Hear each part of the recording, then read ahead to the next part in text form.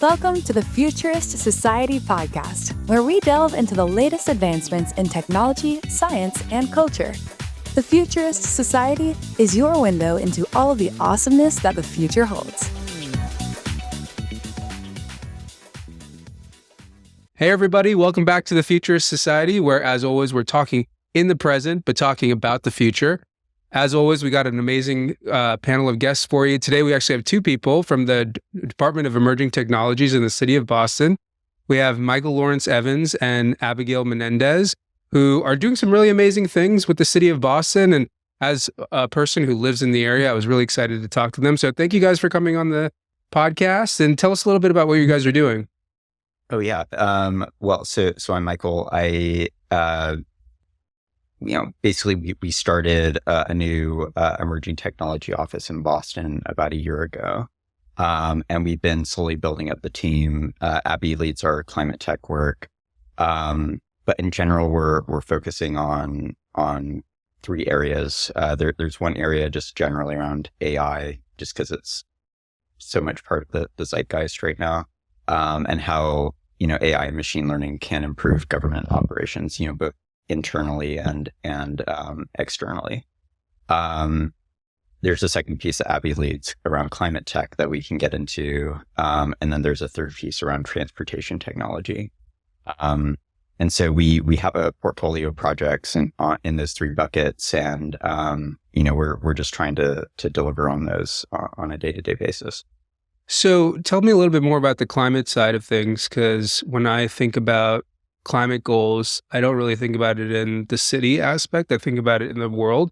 Mm-hmm. What are we trying to achieve in the city of Boston? Yeah, that is a great question. The city of Boston actually is redoing their climate action plan to create a roadmap of specific things we can implement in the next 5 years. And I think technology plays a part in this, because that means we have to do things quickly and at a cost that is reasonable and low, since we're the city. So I have two main projects. My main project is a sensor project in Blue Hill Ave that measures air quality, heat, and noise, and it's community-led and community-driven. And then the other aspect is trying to pilot new innovations and connecting with different departments to create an environment where they want to use innovative technology within their own departments. Mm-hmm. I know that I saw a documentary about how the levels of water are rising in East Boston. What are some other things that we have to worry about from a climate aspect? Is it just, rising water levels because we're so close to the water? Is it, just overall general temperatures? What is the city of Boston concerned about? Yeah, I think there's two main aspects when it comes to resilience. One is flooding. So coastal flooding obviously is very big, but inland flooding as well. And they kind of compile and make each other worse. So you need to address both coastal and inland flooding. I think inland flooding is something that we're trying to do a little bit more of, because we've focused a lot on coastal flooding. And then the second is heat. So sometimes you think, oh, we're in New England, it doesn't get super hot here, but we're not built for heat. So our infrastructure, the people, we're not used to that. We don't some people don't have ACs. So heat is also another big aspect, and focusing on green infrastructure and ways we can mitigate heat island effects in the city. Interesting. And I know that you had spoken a little bit about traffic, which I feel like is on everybody's mind. Yeah. And kind of goes part and parcel with the whole climate issue, with all the pollutants and everything like that. How are we doing better from a traffic perspective? So, I think a lot of this revolves around, making better use of data. So, to backtrack just a little bit, a lot of what Abby's doing, there have been environmental sensor projects in the past that have been, really great. But I think the thing that Abby's trying to do is this is a rather extensive, environmental sensor project. I think we're talking, right now we're at 10 or 11 locations, but it would be 50 in a 3 square foot kilometer area. So pretty dense. Yeah. Mm-hmm. So this is really granular data. And, Abby's brought in, the Public Health Commission, the Early Childhood Office, and I think they're going to be able to make better decisions about, how they, run programs, based on this data. And so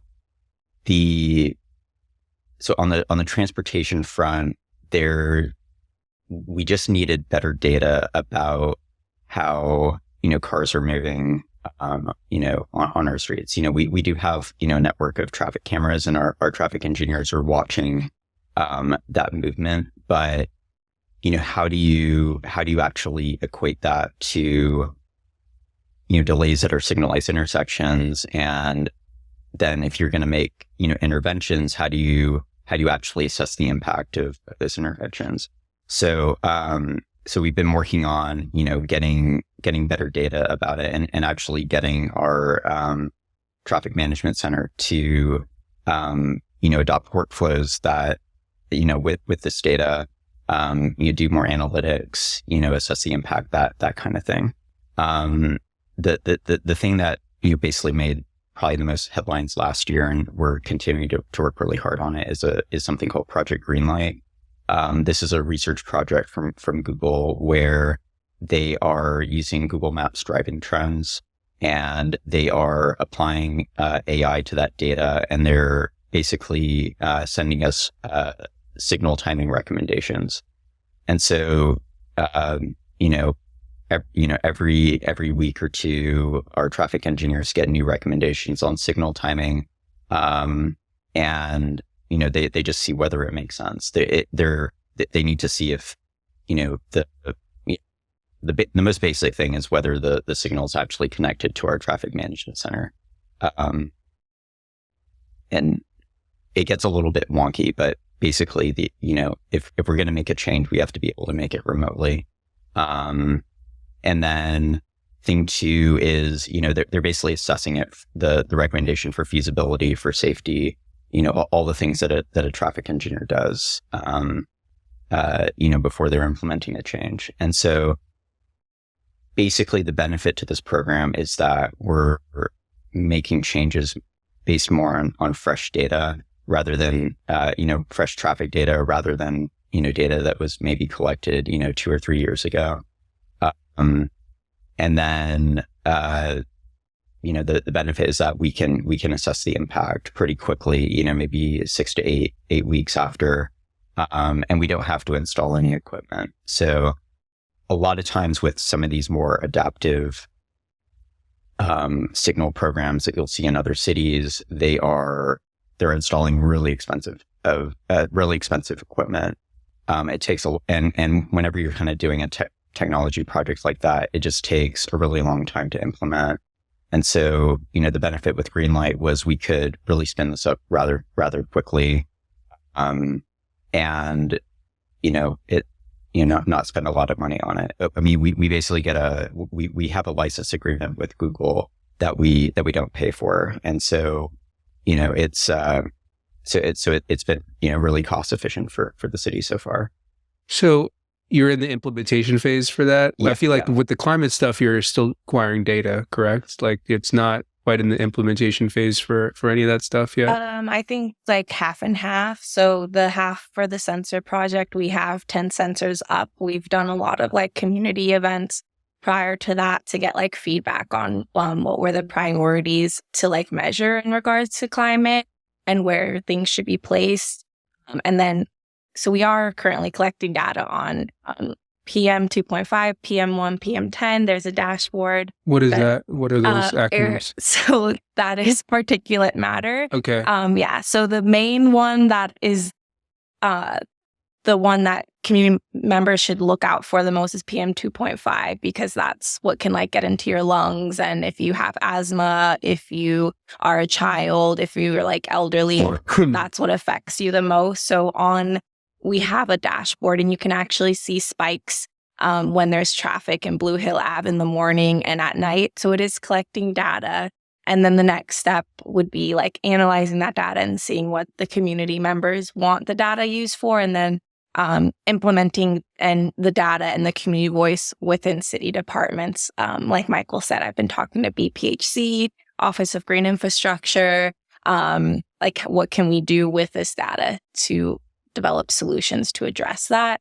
And then the second half is those other unique, innovative climate tools that, yes, I think that's where we're like beginning that. So we released a request for information and got input from so many different companies within Boston and outside of Boston, like an Estonia climate tech company responded, which is pretty cool.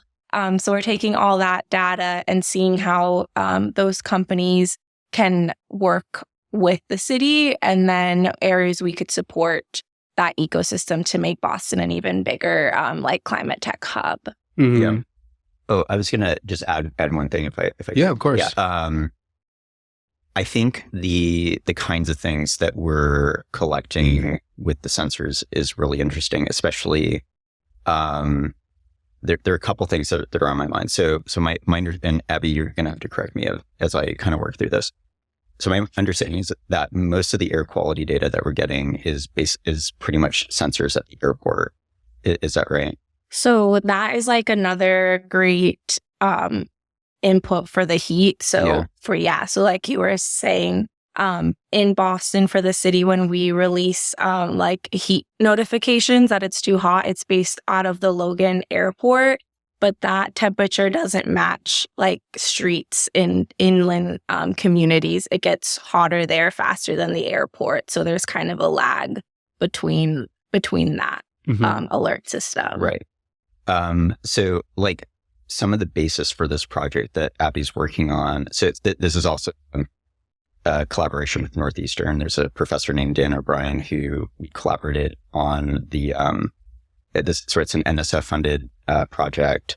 And two community partners. Oh yeah, so Project Right. And the Dudley Street Neighborhood Initiative. Right. And so he has this concept. He has a new book called The Pointillistic City that, maybe your listeners would be interested in, but just this idea of just getting more granular data where you can make better decisions, on the ground.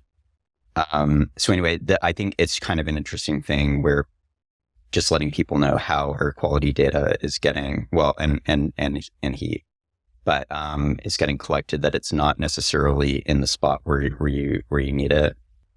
The second thing I was thinking about, Abby and I were looking at some videos about sort of the air quality effects of the LA wildfires, and apparently, like, some of the sensors aren't. I mean, in general, like, people are following the air quality index numbers to figure out, whether to wear a mask on a particular day. But some of these sensors basically don't pick up a lot of the particles that are getting released. The particles are basically too big for the sensors. And so that's probably beyond PM 2.5, right?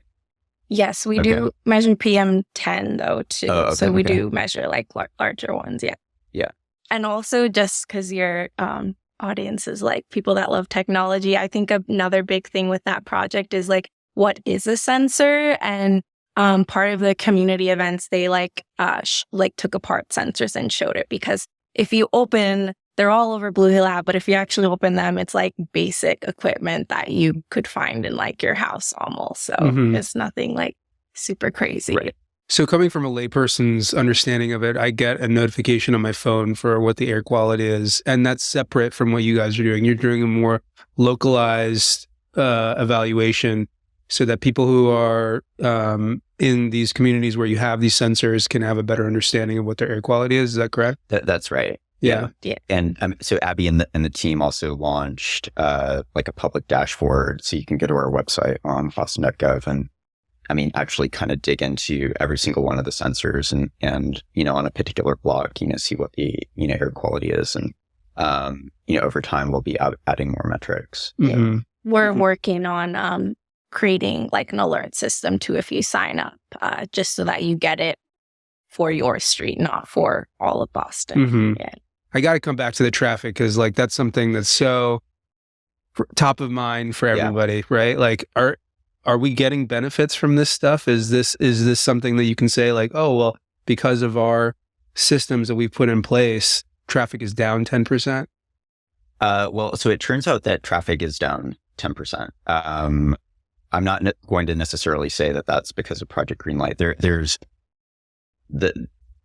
It's a very, very complicated problem because we're getting a lot of traffic coming in from the suburbs, a lot more people coming into to work in the office. The T's so our public transit system, the MBTA, has been working through a lot of issues, signal issues, a lot of deferred maintenance, and they're making serious strides. So I think that's helping a lot. And there's a lot of other work around mode shifts. So making sure that we have a more robust bus system, dedicated bus lanes. The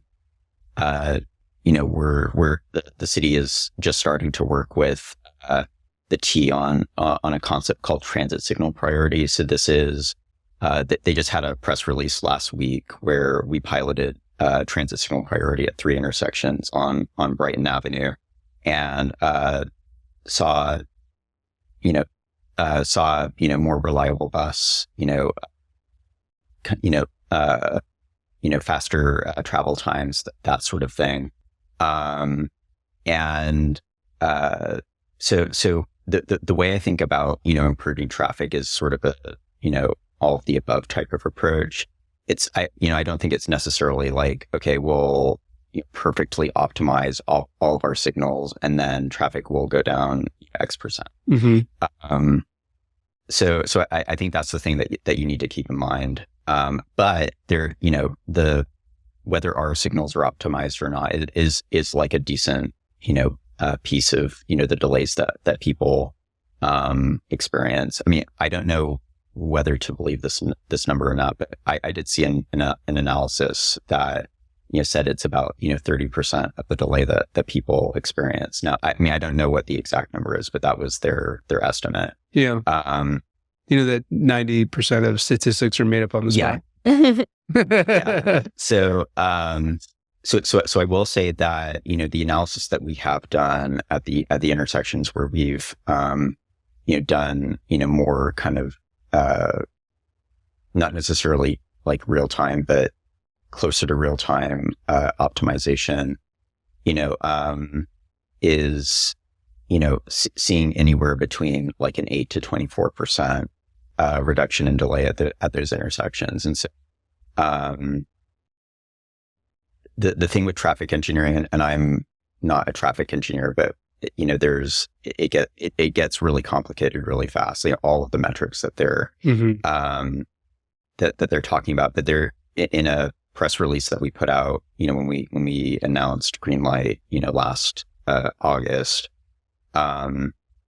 we sort of talked about this concept of split failures. And so what a split failure is that when you're at an intersection, let's say you're taking a left turn and you're the fifth car in line, and the left turn light goes green and only 3, cars get through. That is considered a split failure where it wasn't able to fulfill all the demand on a particular phase. And so, you can imagine that, leads to delay at the intersection. Sometimes it leads to things where, you'll see certain cars trying to, make the light right in time, but they get stuck in the middle of the intersection, and that causes, additional delays, additional traffic hotspots. And so, when we implemented this at one intersection, I think actually right next to Northeastern, we were seeing, over a, 50% reduction in a split failure, at that intersection. And so yeah, I mean, we're definitely seeing, a lot of benefits there. And, I think from, something I'm sort of hearing anecdotally of, where we're, for the places where we're implementing this, is that people just feel like the intersections are less chaotic, less people stuck in the middle. It's just working a little bit better. So, yeah. So you guys both live in the city of Boston, and how do you interact with the technologies that you guys are working on? Like, how does it affect you personally? Well, we both breathe air. Yeah. I don't drive though. So Yeah. Are you checking like your app to check air quality? Is that something that you're doing? Or? I mean, on particular days where I know that there's, maybe a local wildfire. I think there was one a few months back. Yeah. Yeah. That, so I'll check that on a daily basis. I mean, I was just thinking about, especially like over the summer, when, we're holding, community events, one of the things that, a lot of the planners that work in City Hall will do is, they'll check the environmental metrics just to make sure it's safe to have, community event outside or that sort of thing. Though that's kind of going back to our work life. Kind of going back to our kind of like day-to-day lives. I mean, I actually don't drive. So like a lot of the work that I'm doing around traffic, maybe doesn't necessarily, affect me, but certainly on, the work that we're doing, around transit, we are starting to get more involved in the transit signal priority work. I take transit. So if that's working, better, that's gonna, benefit me. How do you think that the transit system, actually just in general, like the technology that we have in Boston compares to other cities? Like, what would be the gold standard for you guys? You guys are in the field. Like, I'm an outsider looking in. Like, what would you point to as like, that's the gold standard for what we want? And it might not just be in one category. It might be in climate. It might be in traffic. It might be in artificial intelligence.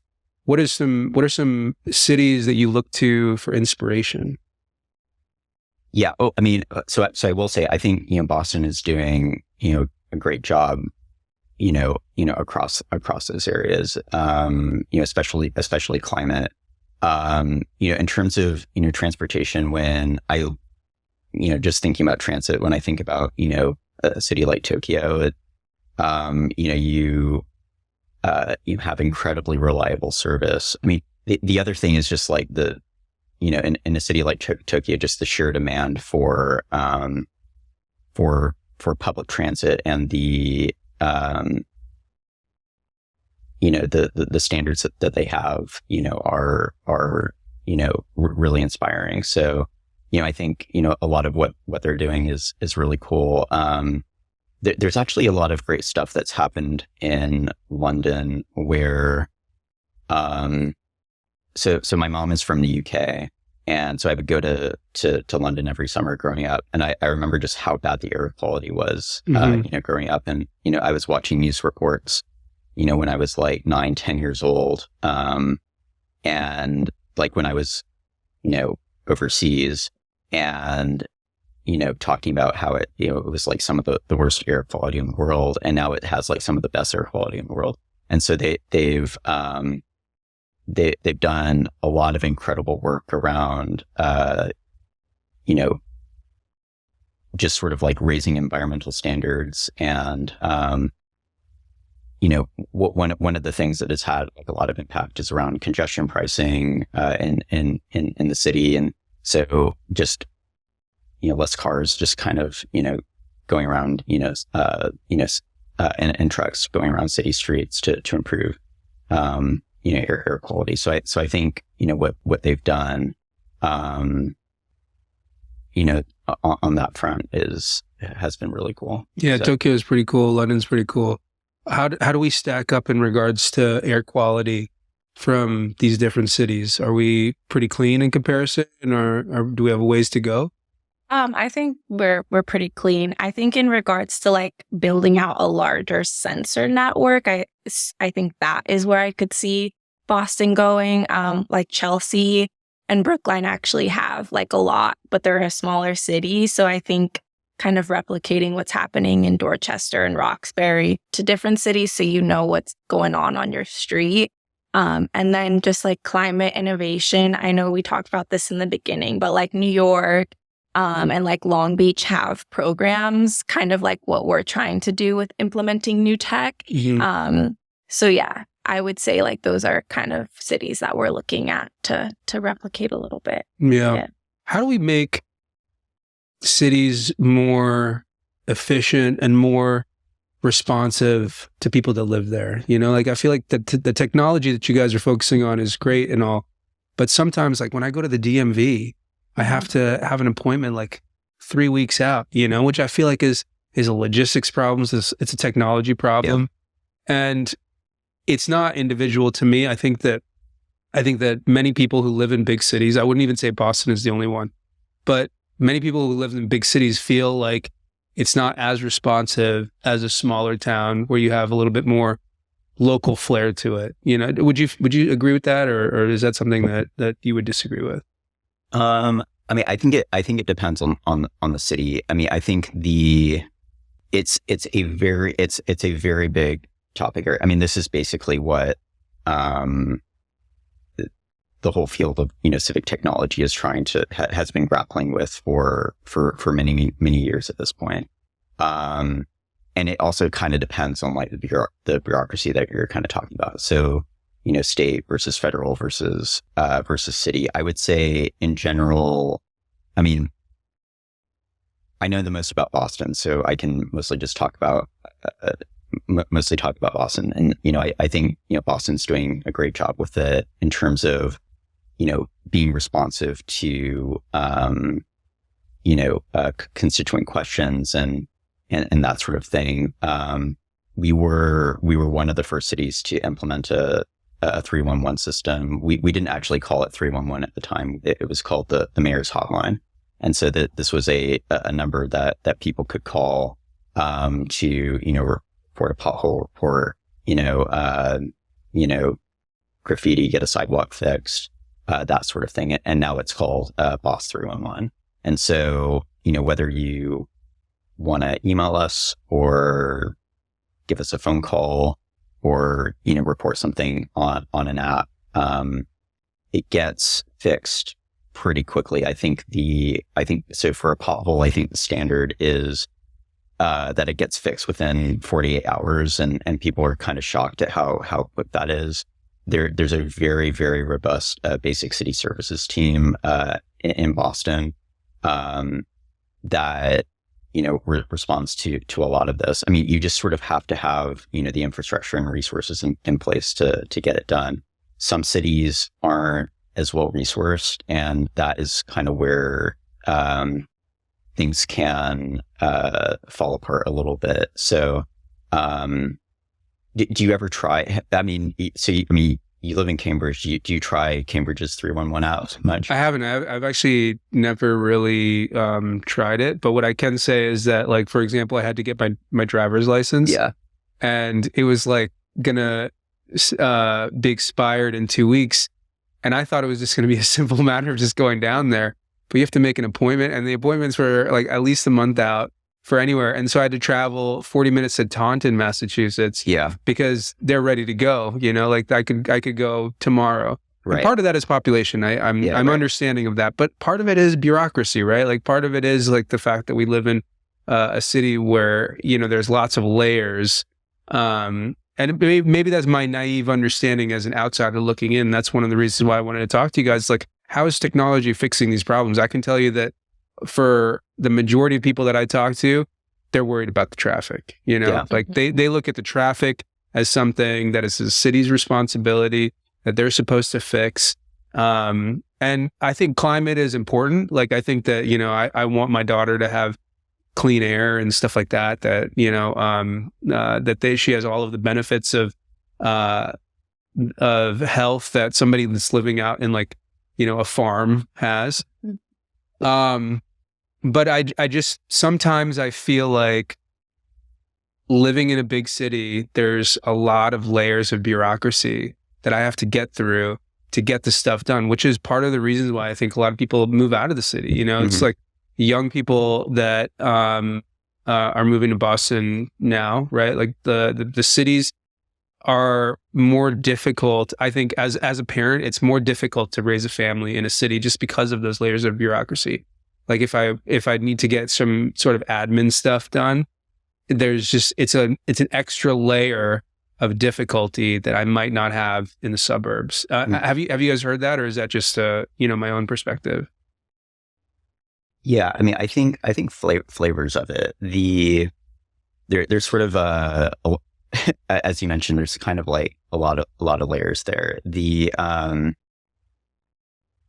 I think the thing, and this is just like cities, across the country that young families or families are facing is just generally just the affordability crisis, and so that is going to hit suburbs as well. But it's just the basics that our mayor is really focused on, affordable housing, access to great public education, that kind of thing, and so I love Michelle Wu, by the way. The fact that she is a mom, that she understands that a city has to be available to families. I think that mindset is shown in her policies. Right. Like I get that. Right. But affordability crisis, and listen, like I'm paying a premium to live in Cambridge as opposed to the suburbs because I like living in the city. There's so many benefits. I can walk down and get my daughter a croissant, as opposed to having to drive 5-10 minutes to do that. Like there's lots of educational opportunities for her. The schools are much better here in the city. But the fact of the matter is that there is a something you have to give up to live here, And I think if we really want to make it like a vibrant community, like we have to have space for the people that live here, not just because, they're in their 20s or 30s and they don't have a family and they can afford to live in like a 1-bedroom apartment. They have lots of disposable income, but people who like really want to set up roots here, I think that's something that I see my wife is from New York City, and like there's people that live in the city and they don't ever want to leave the city. Mm-hmm. And like there's a lot of people that we associate with, like when you have a child, you have a certain like group of kids that have parents, and like we all get together because of them, and we all talk about it. Like everybody's talking about moving out, because they're just frustrated with this or that. And a huge part of it is the affordability. Don't get me wrong, but part of it is like getting in and out of the city. Part of it is just just like the layers of red tape that they feel like they have to go through for other things, Right. And I want it to work. Like I truly enjoy city life. But it's difficult, and I think technology is our way out, right? Like I think that especially in the age of AI, getting things more efficient, is going to be something that I really look forward to. And it's nice to hear you guys' insight, to see where the city of Boston is going. I'm very happy that they're working on the traffic, and I know I keep coming back to it, Right. But it's just that's such a big thing, right? Yeah. Like we'll talk to my wife and she'll be like, oh, there's this my kid's watching the show Bluey right now. Oh, yeah. So like there's like this in Burlington, there's this Bluey experience, and it's like 30 minutes out, and it's my wife's like, oh my God, we got to drive all the way out there, drive all the way back. It's going to be like such a mission to do that. I'm like thinking in my head, I grew up in Florida, and like you had to drive 30 minutes to do anything, Yeah. But it's just for some reason there's this like added layer of complexity when it comes to getting in and out of the city. Yeah. So I don't know. Do you guys feel any of that in your own lives? I don't personally. So I know that it's an issue, and yeah. Maybe I shouldn't say it. I mean, it's when I'm going to Salem or Maine or whatever, like I'm typically taking Amtrak, and so because I know that driving is just not going to be fun. Mm-hmm. And Abby, how about you? I stay in like my downtown, Boston bubble, and the same. Like when I go back to New York City, I take the Amtrak. So I don't have a car, so I definitely get that it's an issue, but not one that like I personally experience. Yeah. I mean, I think whether it's like issues at the RMV or, issues with traffic, definitely, technology can play, a really important role. And I mean, that is like what we're focused on every single day. It's just not going to be everything, right? I mean, the thing with traffic, I mean, it's like it's like the physical problem of like, we just literally don't have enough physical space for all the cars, right? So that's why, mode shift is so important. And the city has gotten, much, I think more involved, collaborating with the T on, what improvements, look like in the future. The mayor worked hard to actually get us a board seat on the MBTA. So we have more of a voice there. We have a really, more, bigger transit team within the city to think about things like dedicated bus lanes and, plan that out. So I think that's why I sort of say I think it's kind of an all of the above approach. But it's also just kind of like really kind of honing in on every single, every single situation. Actually, I'm trying to remember a thing.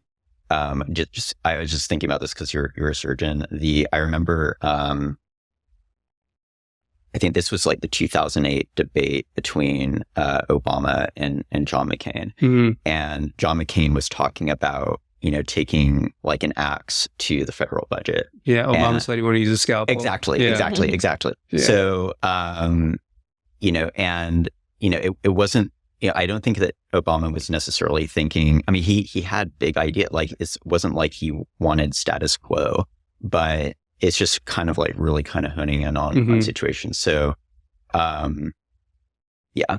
If you guys had a magic wand to fix Boston the way that you wanted to, I mean, maybe it's a climate thing, maybe it's, implementing artificial intelligence, what would you do with it? Magic wand. I think more like green open spaces. Yeah. I agree. I mean, I think that we definitely do it well. Like I love that there's so many parks here. Like even in Cambridge, there's like 3 playgrounds within a 5-10 minute walk of here. And the Boston Public Garden is just like unreal, you know? What about you? It kind of just comes down to either housing or transit for me. Yeah. It's,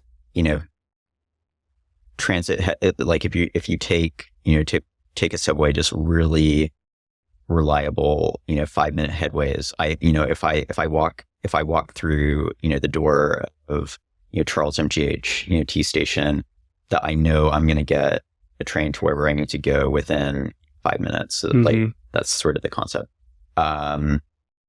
And yeah, just affordable housing. It just is really, it's been such a pain point for years, and the city's doing an incredible amount of work to build more housing, work on zoning, that kind of thing. So yeah, can I tell you mine? Oh yeah. So if I had a magic wand to do one thing, like I can't do everything, right? If we had humanoid robots that could make the tea smell better, like just clean up everything, like, I mean, you said you're from New York City. Like, I'm not naive to the fact that it's very difficult to keep a public transportation system very clean. But like the difference between the Kendall Square T station and like 3 T stations that way, it's like so vast, right? Like it's just like, it's a different environment. And like, there's times when I get on the T and, if I'm going from like here to downtown, it's a world-class experience, it looks beautiful. There's like, timely trains, helpful people. But then when you get further out from like the hub, it gets a little bit dodgy, so that would be my thing. And I give the Boston a lot of credit. Like it is easy to get around, because we lived in New York City for a bit and oh my God, the commutes were terrible. How do you feel like the city experiences here from New York City or from LA? I think when I first moved here, I was like, New York City is way better than Boston, but I think Boston's really grown on me. I think like you were saying, the transit timing could be better here. Like New York, I feel like the trains come faster. But I don't know, I feel like the experience is like better on the trains here than in New York, and it's cleaner.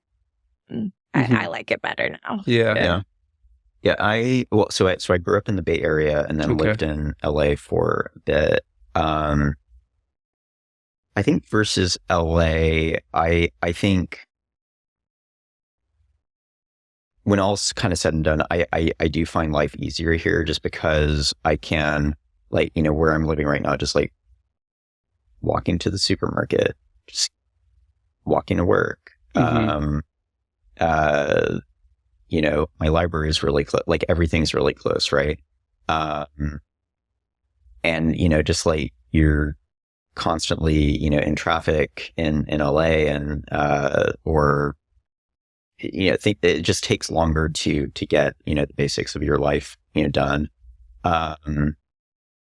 When I lived in the Bay Area, it was kind of a halfway between that. Like it was a little bit easier, in the neighborhoods that I was living in, things were still, farther away, but, it was still kind of hard to get that, hard to get that done. But, I think the proximity of things in Boston, makes it, just makes life easier. Yeah. So. And I would be remiss to ask, especially with everything in the news, like you're talking about climate, you're talking about LA. What do you think the effect of these wildfires are going to be long term? Yeah, there's, I think so the first thing that comes to mind is, I think, just the effect on the fire department's budget is going to be top of mind for sure for many, many years. I think, kind of the back and forth between, leadership in LA about, budget cuts that there's a lot of kind of debate about, how fair that was. But, that's going to likely be a very robust budget in the next fiscal year. A lot of talk about, water availability and that sort of thing, which, of course, like in Los Angeles, that is kind of origin story type of stuff. So, I think there will be improvement there. Other than that, maybe some political effects that I don't know if we can quite comment on, but, beyond that, I'm not sure. I mean, there's, a lot of debate around, what rebuilding, Pacific Palisades is going to look like, a large local developer who has a particular line of thought on it. And then, how, that's going to interface, with the city and with, with the governor. So. Yeah, we got to get it done fast too. We got the Olympics coming up. We got the World Cup coming up. Yeah. We're not at risk for any of that kind of stuff here in Boston, right? Like any significant climate disasters? I mean, I think LA serves as like a look into the future. If we aren't doing anything, it makes me think of the wildfires that happened in Canada and like came here about like 2 years ago. I was in New York, and I'm actually from California, and they hand out like N95 masks once there's fires and stuff, but New York wasn't prepared at all. There was no mask. They didn't put out any notification to like stay inside, air quality's bad, until it was like 2 days past. So I think it's a signal to like make sure you're prepared. I think Boston is doing a great job of like seeing what are the effects that can happen in Boston. I think the biggest one is like coastal flooding. But again, we do get impacts from wildfires. There were wildfires when we had a drought last year. So I think it just is a signal that we need to make sure we're prepared, because disasters like this are going to continue to happen if we on a global scale don't take the action that we need. Mm-hmm. Yeah. I mean, I think the flooding piece in particular is something that, we hear a lot about. It has like some, that we've been talking about just in terms of, like a data collection, effort where we just need, when there is, a big storm, just better, data on, particular places that are flooding, even in anticipation of the storm. So the one thing that the city's been trying out are these flood sensors from the University of Hawaii. The company so it's University of Hawaii, and I think the company is called Honu. That give us more granular data on water levels, and then being able to use that data to feed into weather forecast models and that sort of thing, so that we just have a more accurate view of what might happen in a particular storm surge. And that also kind of gets coupled with interventions that we're going to have on the ground. So there are so the city works with building owners and the T on flood walls. So if you, just for example, if you look at the aquarium T station in downtown Boston, it's very close to the coast. And the station's underground. And so what they do is they put up these flood walls. I mean, Abby, you probably know more about this than I do, just to, prevent, water from like flooding the station. It's kind of that sort of thing. And so you have kind of these pinpoint interventions. And building owners are kind of doing the same thing. Just make sure that the water doesn't get to the building. So yeah, I think those are also important because to build resilience interventions that will protect us from like future flooding, like 2050 flood levels, takes years. So these like interim interventions help a lot. And then I've been doing a lot of research, reaching out to like architects, startups, incubators, like how can we use new technology related to resilience? And there's a lot of bureaucracy and barriers to implement that. A lot of it has to do with permitting and like the state's regulations, but that's something we're working on. And a lot of what we've been hearing is we need data to prove that these new interventions are successful and will pass like permitting. Where's the areas that are most at risk around Boston, even Cambridge? Yeah, I think it's a lot around East Boston. And then Seaport, obviously, I feel like that floods anytime there's rain. And then there's a little bit in like the North End area and the aquarium, I think are like some of the key points. Okay. Interesting. Good to know. Listen, I feel like I could talk to you guys forever about this stuff because I live and experience a lot of the downstream effects of what you guys are trying to do. But we are getting close to the end of our time. And I wanted to talk with you about the 3 general questions that I ask everybody.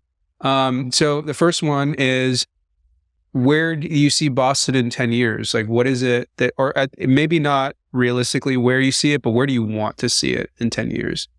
Good question. So I kind of go back to the basics. So it's, very, very reliable transit system. It's, people who feel like, they can actually afford their housing,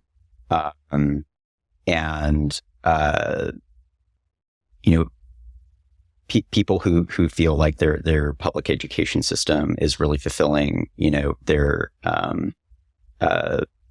or is really contributing to their to their child's future, and that their child can sort of pursue anything they want. I think that. That's kind of where I see it. And, I think technology could, play a role in, in any one of those things. So, but yeah, that's kind of the gist of it. What about you, Abby? I would say net zero carbon emissions. Everybody's utility bill is lower, but everyone has like access to like heat pumps and electrification. And then closing some of those flood barriers so we don't see flooding like we do now. Yeah. Can I tell you mine? Oh, yeah. Robo-taxis. Oh. Robo-taxis for everybody, So I never have to worry about traffic ever again. I just go downstairs, hop in a robo-taxi, and it takes me to where I want to go. I'm really excited about that. Like the Tesla presentation where it was like, what would a city look like without parking lots? Like that was so huge, like it just like blew my mind of like what is capable. But I know we have a ways to go. Hopefully we'll get there in 10 years. Have you tried them? Have you like tried Waymo or anything like that? I have not. Okay. No. And I know that there's like a certain, leap of faith that you have to have to let it take you to where I have. But every time that my family and I take a trip, we always rent a Tesla, and I'm always trying like the full self-driving, and each successive time it gets better. So I like the first time I was intervening a lot. And then the most recent time I let it take me pretty much to everywhere that I wanted to go. So, in my own personal life, I would love to, have that ability.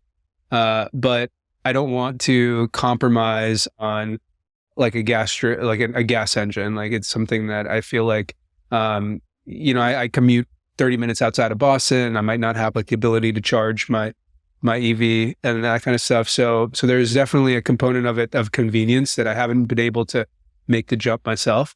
But if it's publicly available, like rather than taking the T, it might be nice to take a robotaxi. I think that's going to really change how cities operate. Yeah. I mean, I think the city's made quite a bit of strides, on, electric vehicle charging capability. Mm-hmm. I mean, both for residents, but actually for our own government operations. So there's, there's an electric vehicle transition happening, with our city fleet, and so when you go to our, basically the operations center for everything that's kind of happening around snow operations and garbage and that sort of thing. There is a gas station on site where you can gas up your vehicle, but they now have, I think, at least 24 chargers. But yeah, just that ubiquitous availability of charging is going to be essential.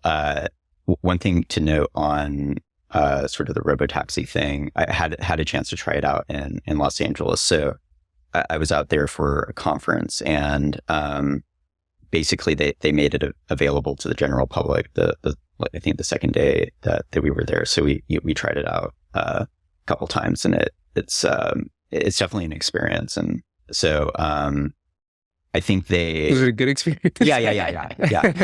That's like such a cryptic answer. Yeah. Like, I was trapped for 24 hours. No. Yeah, I mean, they were short trips. There's, well, I won't sort of like dig into a lot of the I mean, you're aware of kind of the debate around it and whatnot. But I think last week they announced kind of their plan for 10 additional cities. I know that they did announce Miami probably a couple months ago. So, bro, Boston, get on it. So there is we do have testing of autonomous vehicles in the seaport. They are these are MIT affiliated companies. Yeah. So for the most part, the state is kind of leading on it. So So we'll see how that shakes out. Yeah. Certainly an interesting city to live in or even area to live in. I mean, I feel like Cambridge and Boston are so ubiquitous, but with MIT right here, right? I feel like I'm like the direct beneficiary of so many different like cutting edge technologies, And so it's a cool to live in a city like this. I mean, in general, I feel like there's I'm sure you guys know that the overall trend is for people to move back to cities, but I do want to gain like a lot of the benefits too, like it's not just for croissants available downstairs. It's also like, I want to see like how I can live better than in the suburbs. Right. So very awesome answers. Second question is like, how did you guys get into this? Like what made you decide that this was like the career path for you? Want me to go first? Sure. Okay. So I was actually a chemistry major in college. So I did chemistry and physics in college. But I, after college was really interested in interactive design and was working in some studios. And advertising agencies and that sort of thing. And I don't actually know the exact moment, but there was a time in, around the time I was getting out of college where, cities were making data more available. So there was just generally a kind of a groundswell around civic technology that was happening that, and I don't know the exact moment. Maybe I was reading, some blog post or looking at some news article about it. But I just started, building things with the data, data visualizations that, were kind of fun. But really kind of the moment was there's an organization called Code for America that was just starting out. And so they had launched a fellowship program. And so the first year I applied and got in, and that was like the beginning of the journey. So I did my fellowship with the city of Philadelphia, but they actually knew the folks in the mayor's office in Boston really well. So I got to know the folks in Boston. About a year later, Boston had a position open, and I went for it. And I've been in Boston, ever since. So that's kind of the origin of this. Yeah. What about you? I kind of have like a crazy background. But, Abby has the coolest background, and I'll let you go. Well, I don't think it's that cool. I was actually in the military, an Arabic linguist, but I wanted to get out. The Hurricane Maria actually hit Puerto Rico. My family's from there, and so I was thinking about getting out, and I wanted to do something that with a purpose, and I felt like climate hit that. Then I became a teacher, so I feel like service has always been it. I saw the city job, and I felt like it was a perfect fit where I got to benefit a community that I'm living in, focused on climate. And I was mostly working in policy, but I saw technology like grid enhancing technology to reduce the need for infrastructure, cool concrete solutions. And then Michael posted this technology position. So I switched offices, and happy that I did that. It's cool. Very interesting. Yeah. I mean, the last question I want to ask kind of segues into what you all are talking about, is kind of like was this interest that was outside of your own field, and then you just kind of got into it, which is very similar to how I look at smart cities. It's like, I'm very much involved in medicine and doing surgery and stuff like that. But I look at all this interesting technology, and it's something I just can't get enough of, Okay. So smart cities is one of them, but realistically, if there's a robot article that comes up, I'm going to read it, start to finish. If there's a video that pops up about robots, I'm going to watch it, because it's a side interest, What technology are you guys looking at that is kind of a side interest that you can't get enough of? Aside from smart cities, which is kind of your day-to-day, there's so much technological progress that's happening in 2025 over the past few years. I feel like it's always interesting to hear what you guys that are in the field are looking at aside from what your day-to-day is. I'm going to say AI. I know Michael mentioned our office works on AI, but that's not something I work on. Mm-hmm. And I just everything that you apply it to, all these companies that are emerging, I'm whoa, you're saving money, saving time, making it easier to go to the DMV. So I'm going to say that, even though everyone probably says that. That's okay. I mean, it's very in vogue right now, just like you were saying, it's in the zeitgeist. Are you using it on a daily basis? Are you using ChatGPT for writing up emails and stuff like that? Not on a daily basis, but here and then. Yeah. Mm-hmm. And it's very cool, the things it can do. My boyfriend's actually in tech, and he uses it to code. And I'm oh my gosh, this is so cool. You're saving so much time. Mm-hmm. So it's cool to see, how you can apply it and just make your life a little bit easier. Mm-hmm. Yeah, my one is still maybe a little work related, but so much of my job is really administrative. So we have a US DOT grant, we have the NSF grant. So a lot of times, I don't have enough time in the workday to prototype something or spin up some code or whatever. And so I do use it a lot for, if I need to, code an app really quickly or do a data viz really quickly. Sometimes it saves an incredible amount of time, and then other times it'll make these mistakes that are just so incredibly frustrating that it just might end up taking longer for me to fix it through, Claude rather than just kind of doing it myself. So you're using Claude primarily? I do use Claude primarily. So either Claude or Gemini. There's also there's some other like open source models that you can download really easily on your computer. So there's kind of this program that you can download called Ollama, and if you go to ollama.com, they list an incredible number of large language models, some small, basically language models, but whether you call them large or small or whatever is like a matter for semantics, but you can just like download directly on your computer, and now you don't even need to like connect to the internet to play with it. Mm-hmm. And so I think that's, but on a day-to-day basis, it's mostly Claude and Gemini. And yeah, it's just been, the speed of development on it has been,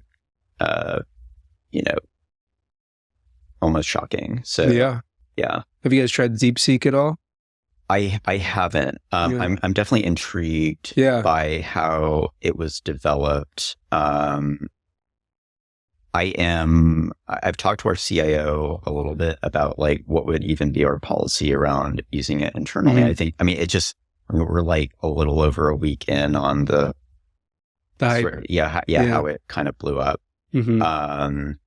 And so, but yeah, I think, all said and done, just if the claims are true that, this was, trained for like $5.5 million, that's a really big development. Yeah. Maybe it means that, it gets to a price point where, we could, work with a local university to, create our own models that exactly, or maybe a local Boston AI. Yeah. Would you program in a Massachusetts accent, or would you have to say wicked? Exactly. No R's at all. But listen, honestly, it was such a great conversation having you guys give us insight into what the city of Boston is doing, how we're responding to the future. And I would love to see the rest of you guys in the future. If you don't mind liking and subscribing, it really helps us bring on interesting and cool guests like Abby and Michael. And for those of you guys who are listening on a regular basis, we will see you in the future. Thanks, everybody. Thanks for coming. We appreciate you taking part in today's episode. Take this chance to reimagine a better future by joining a community of futurists who strive for a remarkable world. Be a part of this growing network and contribute to making the world a more positive place. Visit thefuturistsociety.net and subscribe to the show so you don't miss a drop of hopeful futurism.